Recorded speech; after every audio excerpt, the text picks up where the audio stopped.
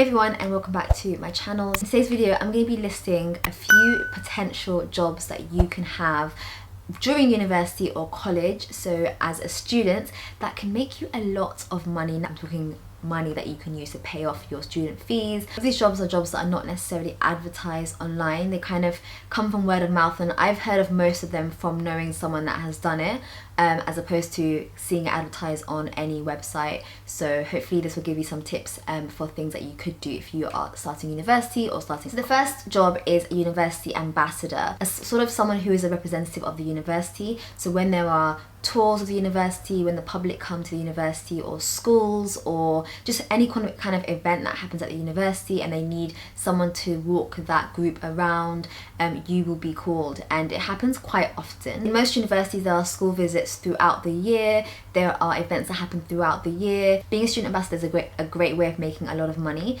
I know that at King's they are paid a pretty decent amount. I think it was like 20 or 25 pounds an hour, which is really good for that age. And like I said, you are usually given shifts of like 6 to 7 hours, or maybe even less. It really depends on what's going on. But yeah, I had quite a few friends that did that and were making a pretty decent amount per month. It is a really easy job because you don't really have to go anywhere. It's flexible. You can kind of sign up to whatever job that you want, and because you are working with the university, you know that you're not going to be taken advantage of, and it just works out better for it. The second job is also within the university, but it's a bit more fixed. So this is working at the university call centre. So there are a team of usually students that call alumni, so people like me, for example, someone who's left King's. They call you, and I've got calls from them saying, do you want to donate to the university? A lot of money that universities get is from donations from alumni. Surprisingly, it is quite shocking, but most universities get a lot of money from donations from alumni. So either people that have passed away and were really famous and did really amazing things give a lot of their money to their university that they studied at. Universities really rely on this. So this job is a full-time, I say full-time, but it is a job that is fixed, as opposed to the first job that I mentioned where it really depends on what's going on throughout the year.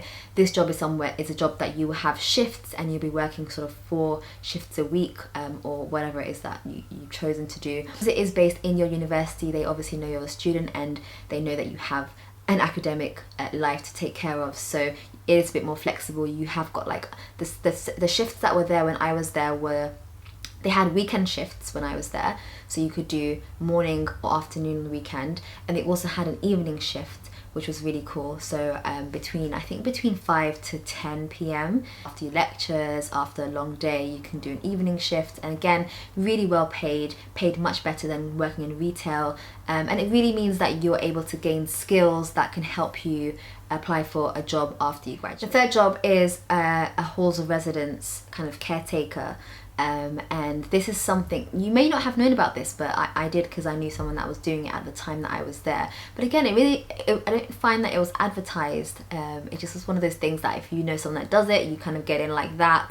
But do find out if your halls of residence has sort of a caretaker. One of the students that live in your block is hired to be a student. So they are a student, they are there to study, but their job when they get back home is to look after that hall. So if, for example, a student has locked themselves out, they will call this caretaker, and they'll be able to get like their key back, or if anything happens, any emergencies, any health issues, this person will be responsible. And like I said, I knew someone that did it, and he said that he was only called kind of a few times in the week. It wasn't like something that bothers you every single day, but you do have shifts. So there are certain nights where you are on call all night, so you either have to stay awake all night revising or studying, or you can kind of go to sleep but make sure that you have your phone on loud in case you're needed. But I found that this was an amazing job, because what they do is they either pay you, it depends on obviously universities, but at King's they gave you free rent. So instead of paying that 6 grand in a year, which is what it was for us at the time, you pay nothing. Yes, you're not making money, but you are saving £6,000 on rent for doing something that's relatively easy. And like I said, other jobs will actually pay you, so it really depends. But either way, I think it's a sweet deal, and it's definitely something you should look at you're going to be living in the halls regardless because you're still a student, but why not just do a little extra job on the side and get free rent? The next job is tutoring. Now I'm sure that you saw this one coming, but tutoring, online tutoring, demonstrating, so it depends on what year you are. I think if you're on third year, or if you are a bit more senior, maybe like a master's student, then you can demonstrate in undergraduate labs. So when there are events going on in the lab, you can get paid per hour to demonstrate.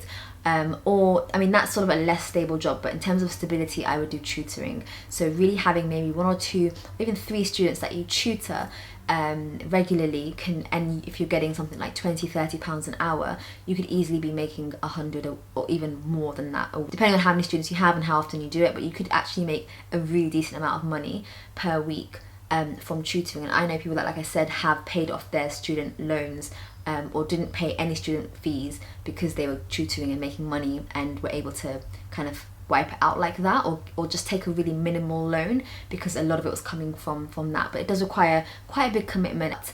If you choose a topic like teaching something like A-level maths or science that's related to your degree, it actually means that you're kind of keeping up with your subjects a little bit as well, so it's not necessarily such a bad. The 5th job is working in your university's IT department. So there are students that are hired to work on, for example, a tech bar. So at King's College London, we have something called a tech bar, which is where students go to get help with anything to do with tech. So if you can't log into your email or your laptop, printing, anything to do with technology basically, there'll be a student there who has been hired to look after that, and they'll come in and they'll top up the printer, they'll make sure there's paper in the printer, and they get paid per hour even though the job doesn't actually require them to be there for that long. They pay for 6 hours when the job that they have to do, they might have to sit at the bar for 3 hours and then do the computers and the printing side of things, which doesn't take that long. So you can actually get paid a lot more than the actual time you spent there. And again, this is a very consistent job, so you'll be given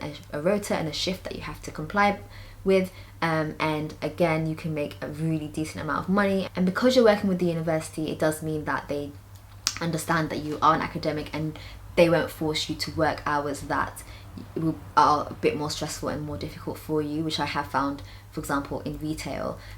They kind of don't have any sympathy for students, they just want you to work. The 6th job is working in retail. So I just mentioned retail as being a negative, but for some people they love it. And I think when we think of retail, we think Primark, shop floor, or like H&M or Zara, Madness.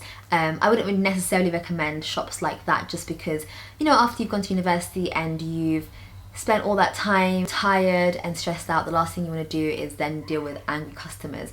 But you can work in retail stores where it's a little bit calmer, so somewhere like John Lewis or M&S, where you're in a department store and you're kind of in a small department, it's a little bit calmer than working in somewhere a bit more hectic, or maybe doing some like a morning shift where it's a bit more quiet, or working in retail but not necessarily on a shop floor, maybe the marketing side of things, the social media side of things, or in the back office or stock taking or something, where you're not necessarily on the shop floor but you are working in retail. Although you may not think that working in retail can be applicable for a job in the future, actually there are so many skills that you gain. There are so many transferable skills that you can gain from working in retail, things like communication, organization. If you are able to manage a team, then, you know, having a managerial position, so many things that you're able to achieve in terms of gaining skills when you're working in retail. So definitely think about it, but just think about what type of retail you want to be working in and what kind of store you want to work. The 7th job is an internship. Now this is definitely not a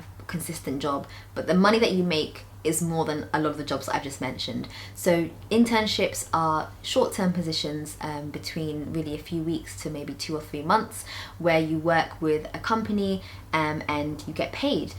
Choose internships that are finance or banking. Now this is a mistake that I made. I think I thought you could only get into those internships if you were a finance or banking student, but actually anyone can get into it. The amount of money you can make doing those internships is a lot, quite a few couple of £1,000s just from doing those internships for a few months. I recommend it. It really depends. So there are internships, obviously the biggest time of the year when they occur is during the summer, but you can get internships during other times of the year, maybe a week or here, or 2 weeks here, sort of kind of 3 weeks here. It really depends on your schedule. But think about, it's something to think about for next year. look into them, try to find out a bit more about them and what's out there and how you can maybe prepare yourself. They are very competitive, but they do help you achieve a job in the future if it's something that you want to go into, banking or finance. And like I said, they pay really well. So even if you don't necessarily want to, go for it, make that money. And the last job that I have thought about, and I thought really hard about this one, and I've heard quite a few people mention it in the past couple of years, and I don't really think it's not an option, but working for TfL customer service. This is something that really depends on you and your schedule. I think it'd be more useful for like a first or second year, someone with not so much commitment as, for example, a third year. But you can work for TfL customer service and they pay, I believe it was 3 days a week, and you get paid, was it 15 or 16k, something like that, or was it 20s? It was, I considered it. I was like, yeah, I'll do it on the side. It's customer service, so you'll be placed at a station, so I don't really know what the job would be. So you might be in the ticket office, you might be working the nights. I don't really know the details, but look into it. I believe the jobs are open right now. There's a lot of positions that are open at the moment. They do take students, they take quite a few students. I know quite a few that do it. But for first year, I mean, I had 2 whole days off, Saturday, Sunday, and then I had, I think, Wednesday and Thursday off as well. So you do have time if you're an organised person to be able to do that. And I would highly recommend. Alright guys, that is the end of this video. I hope that those are some ideas for jobs, and I know that there are so much more out there, but I tried to find jobs that would actually give you guys value, not just monetary or financial value, but value where you'll gain skills that you can take into a job or take into something, into a career, and you can put it onto your CV, and jobs that are a bit more flexible, a bit less stressful, but still make enough money that you are able to pay your student fees, or take a little bit less of a loan than you might have to. But do let me know if there are any other jobs that you can think of down below, and I'll see you guys in my next video. Bye.